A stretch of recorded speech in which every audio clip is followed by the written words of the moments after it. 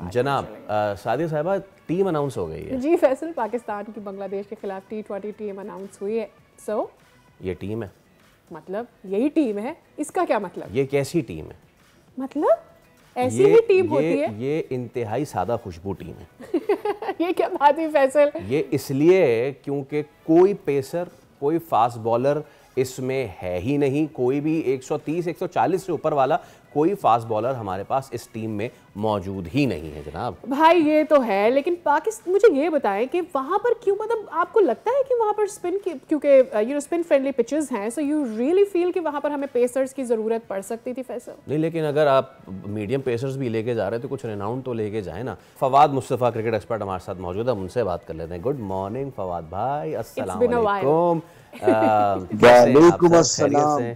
जबरदस्त जबरदस्त जबरदस्त। फवाद भाई ठीक है, हमारी मॉर्निंग अच्छी थी, सुबह से ठीक ही चल रहा था, फिर टीम अनाउंसमेंट याद करवा दी फैसल ने हमें। तुम्हारी ठीक चल रहा था फिर आप आ गए। नहीं, आप आए बाहर आई सर, आप आए बाहर आई, सब छोड़े। हाँ, लेकिन जब टीम की अनाउंसमेंट हुई तो बाहर नहीं आ रही, फिर वो बाहर आ रही है। सर क्या इससे आप मुतमईन हैं इस टीम से?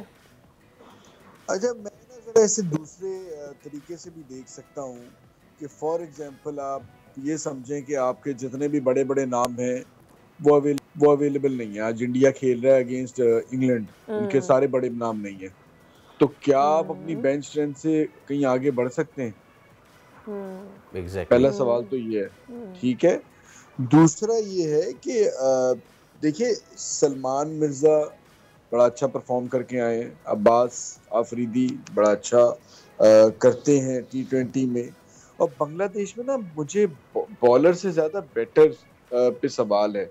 अच्छा। वो ये कि वहां पर हमारे जैसी विकेटें नहीं होती।